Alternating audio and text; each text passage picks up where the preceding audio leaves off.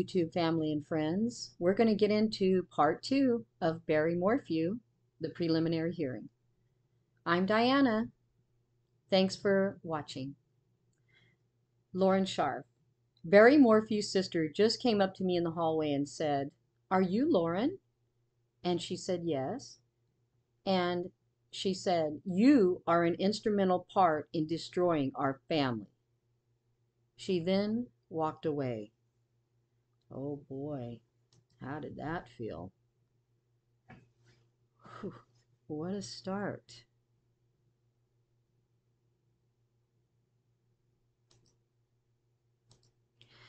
Back on the record, Commander Andrew Walker is still on the stand, now speaking about Barry Morphew's truck. His truck was messy, both in the cab and in the bed. A search warrant was issued on May 12, 2020. Pictures of the garage are being shown at the Morphew home. May 12, 2 dogs and 2 handlers from El Paso County were used to search the house and vehicles.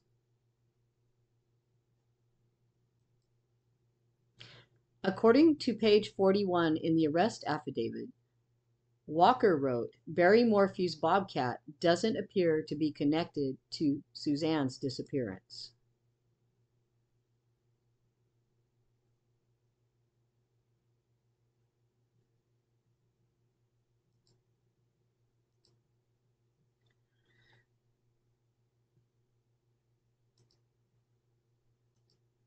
The defense is going over the log of activity of Barry Morphew's truck. Example, when the door opened and closed. On May 10th from 2:47 a.m. to 5:30 a.m., Barry Morphew took steps in disposing of evidence according to activity on cell phones and truck. Nielsen is referring to page 2 of the arrest affidavit. So he was busy from 2:47 a.m. to 5:30 a.m. on May 10th.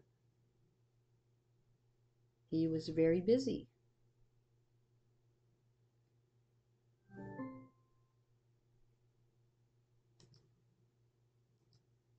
Likely Suzanne who touched the cable. Now they were talking about a blue cable to see if Suzanne's DNA was on that cable. What about the power cable? DNA mixture. What about the power cable? DNA mixture of 2, likely Suzanne and an unknown male individual.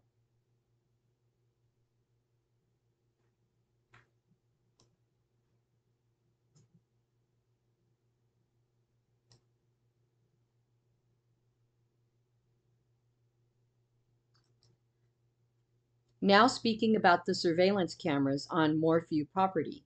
They were installed by the previous owners. The defense is referring to page 97 in the arrest affidavit.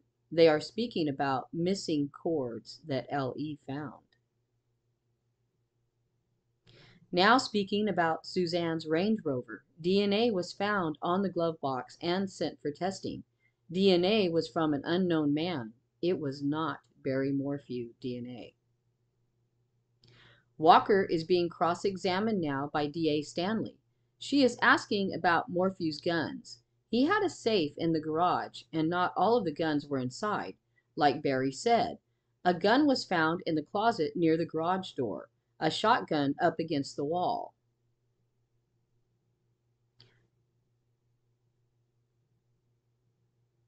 Who is Libler? Disposing evidence phone, CCTV, cable, when his truck door opened. I think these are just highlights that she's giving herself here for a minute. Who is Libler? Now that I'm looking at this, I really don't know who that is. Disposing evidence phone. We're going to have to go over all this again later on. When I put it together, I think I'm going to do a playlist of all 3 of these. That way they're not broken up like they are right now.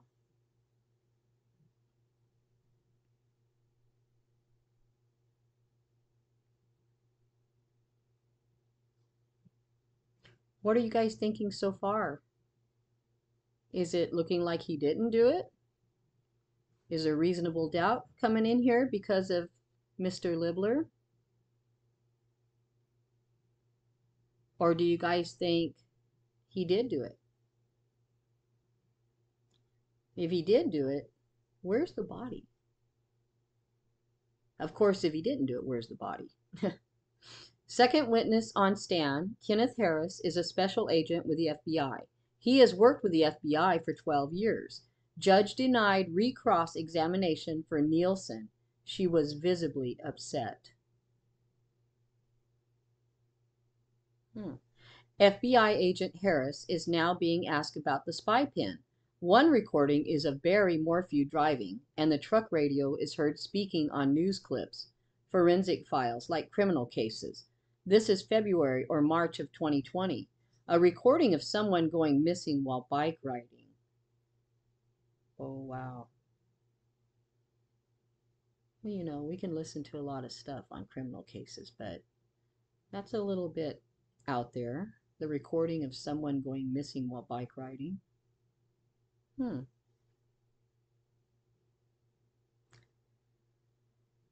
Wow. That is something. I was wondering where that spy pen came from. Now we're finding out. Another recording, 5 hours long, of Suzanne speaking with Jeff Libbler. Trip to Michigan on a business trip. This was important because FBI needed to find out who this Jeff guy was. He lives in Michigan. FBI agent Harris is now being asked about the spy pen. One recording is of Barry Morphew driving, and the truck radio is heard speaking on news clips, forensic files like criminal cases. I think I've already said this. This is February or March of 2020.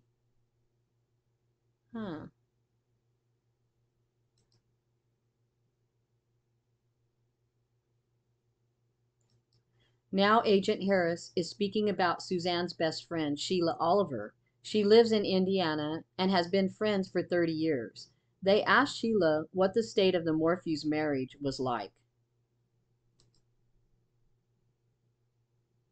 And this is her friend of 30 years, you guys. That's why they're asking Sheila what the state of the marriage was like, if there was any trouble going on. Although I don't know any marriage, there's no trouble going on.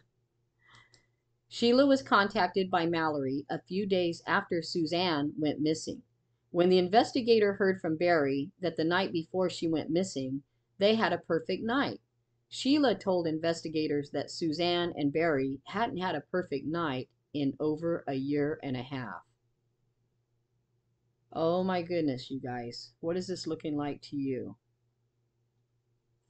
There's a whole lot of clues going on in this one. A whole lot of clues that we didn't know about. But, wow, it's something to digest because I never even thought about the first part, of course, Suzanne having an affair. But, you know, they say affair, but maybe that was just her spilling on her best friend, which it can be a guy. I mean, you know, that could be her best friend too. Nobody knows. You know, they got a lot of talking going back and forth. And I have a best friend. He's a guy, and he always tells me everything's going to be all right, you know. So I don't know, you know, it was an affair. Was it her friend? Was he just telling her maybe now would be a good time to get out of the marriage? Was she telling him my marriage is in trouble? What do you think I should do? I don't know. There's a lot of stuff that can go on with this. But anyway, you guys comment down below and let me know what you think of part 2. Is he guilty? Is he not guilty? Please comment, guys. I love hearing from you. Okay, we'll see you in part 3.